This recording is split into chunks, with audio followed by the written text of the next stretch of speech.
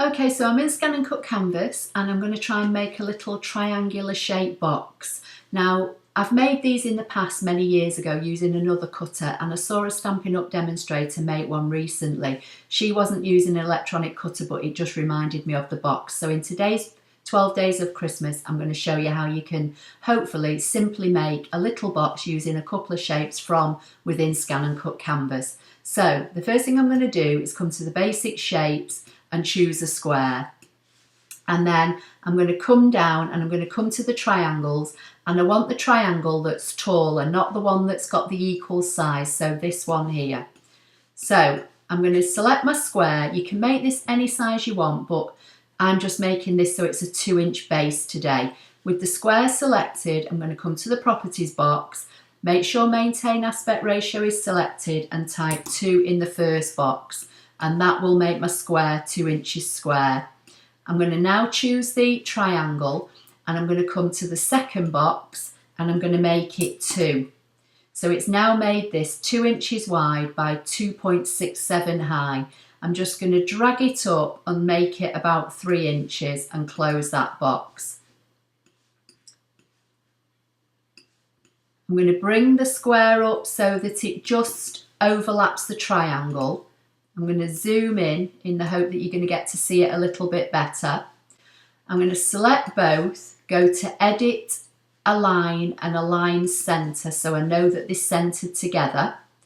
And then I'm going to left click anywhere on the page to deselect. Now I'm going to select the triangle without moving it.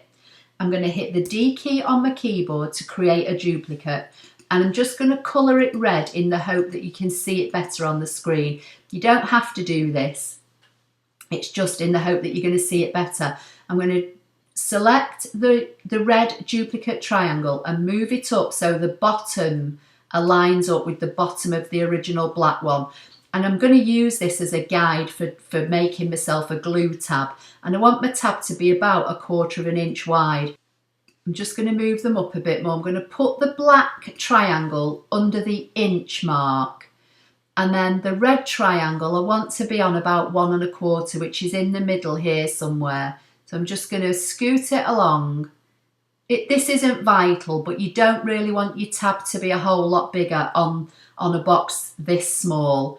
But I'm just making sure that the red line of this triangle, the bottom line, lines up with the bottom of my black triangle. And the reason I'm doing that is this will give me the right angle for putting in my path line in a minute. So I'm going to come over here to the path line and select it.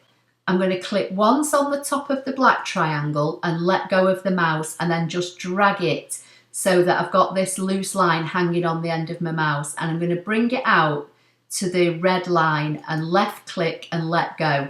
Then drag the mouse down again. I'm not pressing anything on the mouse, I'm just dragging it down, bringing it down near the bottom but following this red line so I'm keeping that angle. Left clicking and letting go, coming down to the bottom of the right hand corner of the black triangle, left clicking again and then dragging my line back up to the top where I started and double clicking to anchor it. Then I'm just going to left click anywhere on the page to deselect, and I'm going to grab this bottom right hand corner of this original red triangle and delete it. So now I'm going to drag an imaginary box around all three, and I'm going to come to Edit and hit Weld, and if they're all overlapped they'll weld together. Okay, now I'm going to come back to the path icon, come over here to where the top of my box was, where it met the base of the triangle, and you'll see a little blue square appears. When you see that square, I'm going to left click and let go of the mouse, drag this across until I see another blue box appear on this side. You can press your shift key down as well if you want, so you know you've got a perfectly straight line. Left click again, let go and drag up until I see the point of the triangle, and another little blue box will appear. And when I see that, I'm going to double click to anchor it.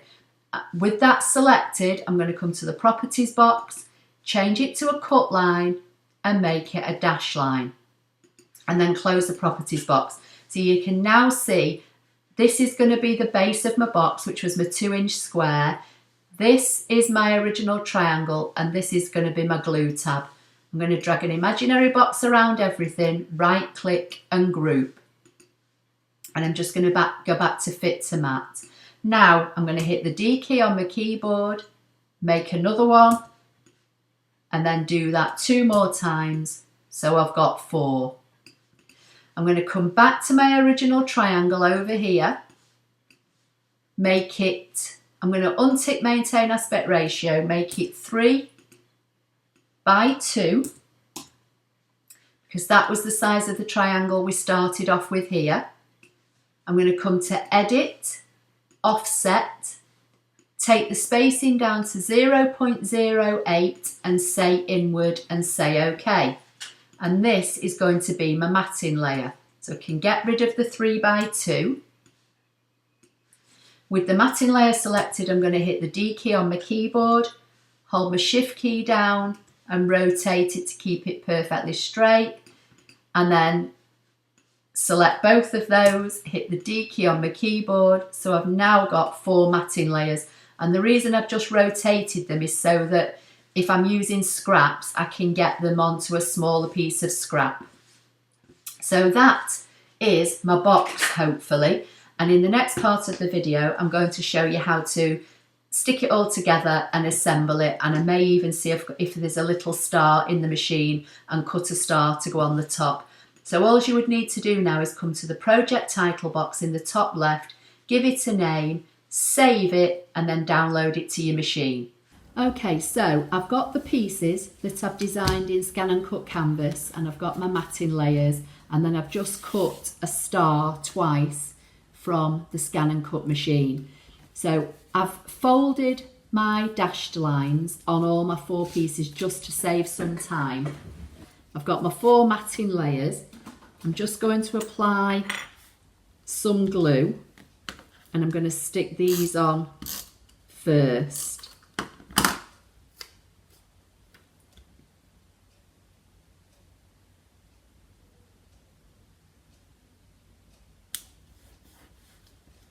So that's 1.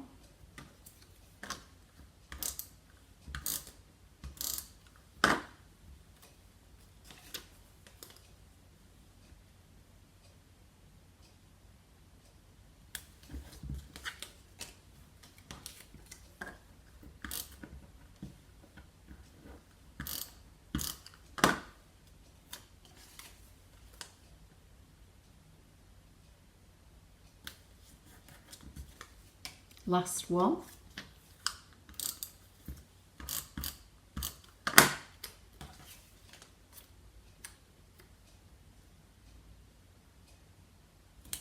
Okay, so that's how each section's looking.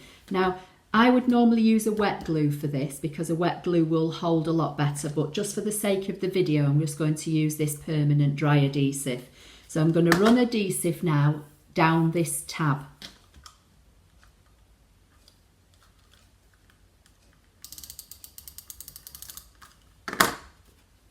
And then I'm going to get my next piece, and the side without the tab, I'm going to stick to the side with the tab. So I'll just do this while it's lying down.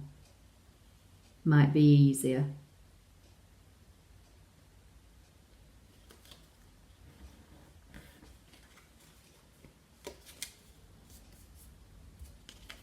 So that's what we've got. And then I'm just going to carry on. So I'm going to apply some more adhesive down this side. Get my next one. You don't want to go over the score line, you just want to kind of butt up to it and make sure that your points at the top line up. And if you use a wet glue, you'll have a little bit more wiggle room.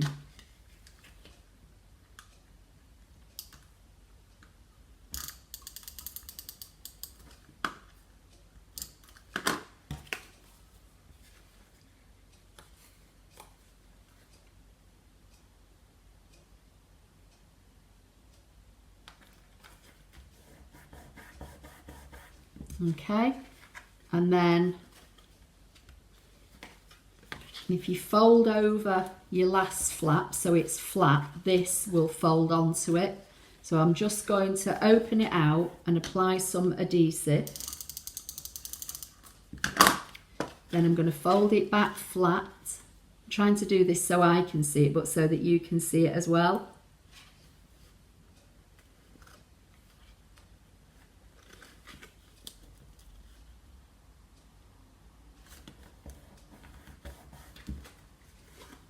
So that's how we're looking now.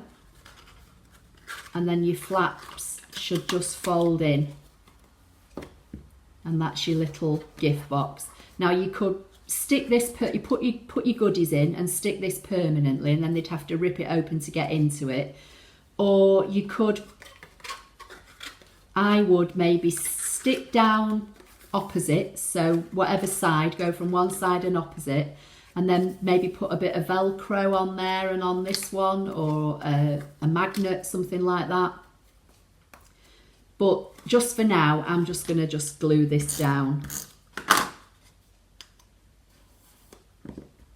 And then I'm going to get my star. Make sure it's the right way together. I'm just going to apply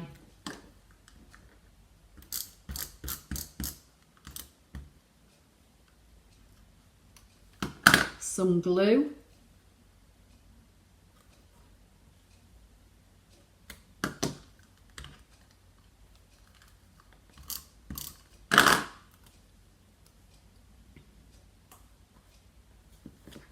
I think I'll have this as the front.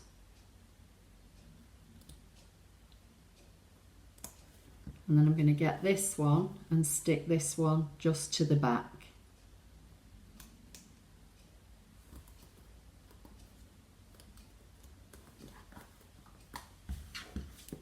And there it is, little gift box.